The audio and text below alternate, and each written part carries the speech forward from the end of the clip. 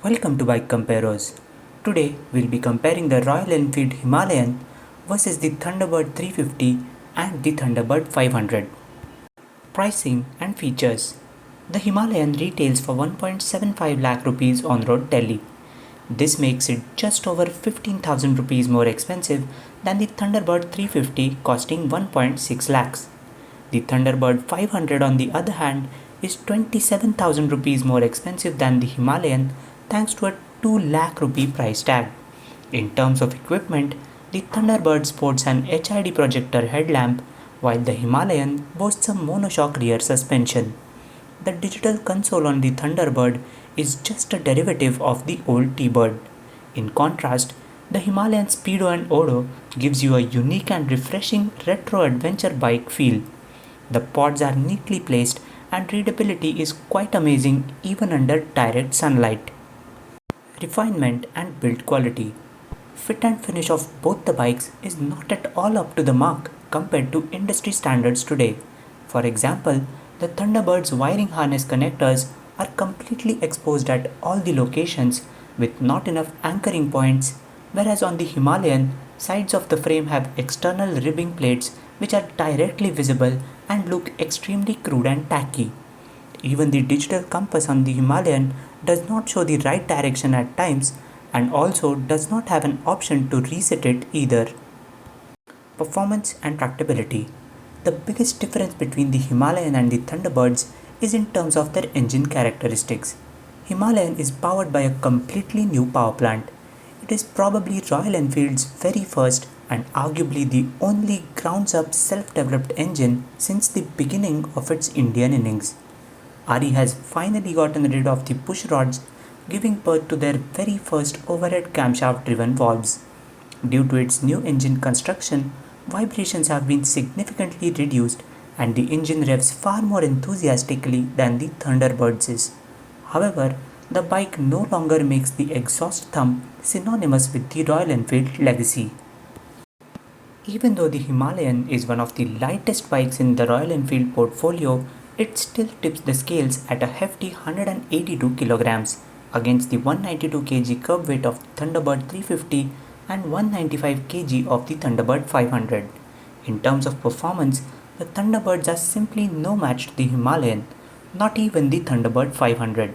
The Himalayan accelerates from 0 to 100 in 10 seconds flat. The Thunderbird 500, in spite of its 88cc advantage, takes 12.5 seconds to get there. The Thunderbird 350 takes a yawn-inducing 15 seconds to get to the 100 kph marker. If you don't want to be embarrassed at the traffic light drags by bikes with less than half the displacement and half the price as yours, you better stay away from the Thunderbirds. Comfort and ergonomics. Both bikes have great seating comfort for the rider. On the Himalayan, you sit quite upright as compared to the laid-back seating position of the Thunderbird.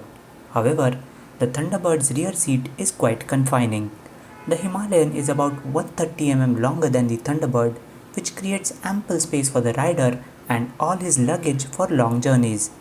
On top of it, the seat cushion of the Himalayan is made of a unique material having a memory foam effect, which gives you the feeling of sitting into the seat rather than on it. Handling, ride quality and off-road ability. Going off-road is like a walk in the park on the Himalayan, thanks to a newly developed double cradle frame which provides excellent stability and structural rigidity around the corners.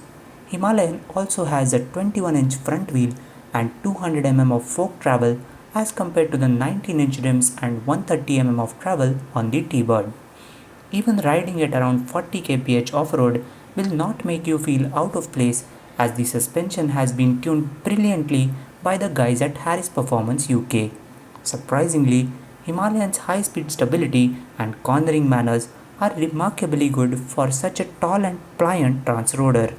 The Thunderbird on the other hand is neither a good off-roader nor is it any good around the bends. Even its ride quality is quite harsh and jarring thanks to a weak single down tube frame and therefore a stiff suspension required to keep its overall composure in check. Fuel efficiency. Neither of these bikes are expected to be frugal with the fuel. Depending on how hard you ring the throttle, expect the Thunderbird 350 and the Himalayan to return a fuel efficiency of around 35 kmpl and the Thunderbird 500 to average around 30 kpl. Reliability and after-sales service. Royal Enfield bikes are so notorious for their troublesome ownership experience that it has become one of the defining characteristics of the brand. It is so absurd, in fact, that anecdotes of their walk-home failures and unsolvable issues tend to rack up far more mileage at the local pubs than the bikes themselves. Premium pricing has given them some breathing room to sort out a lot of their inherent issues over the past decade. However, even today, Royal Enfield remains the manufacturer of the most unreliable two-wheelers in the country, bar none, and that too by a huge margin. Resale and cost of ownership. 5 to 7-year-old Thunderbird 350s retail for around 85,000 rupees today. The Thunderbird 500 is bound to retain slightly better residual value of around 95,000 rupees down the line. The current Himalayans still have a few teething troubles, which doesn't bode well for their residual value. Expect the 2016 Himalayans to retail for around 70,000 rupees in the year 2022. That brings us to the verdict.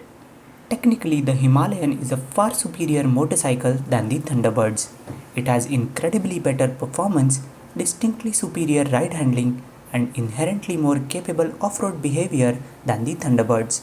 It is also a relatively more practical bike than the T-Birds thanks to a more ergonomic riding position and plenty of anchoring points for mounting luggage. But what really distinguishes it from the Thunderbirds, or for that matter any other Royal Enfield, is that it feels half a century more advanced than the others. Right from the way it cranks, the way it responds to throttle inputs, the way it revs, the way it absorbs the bumps, the way it tackles the turns, the way it cruises, right down to the way it stops.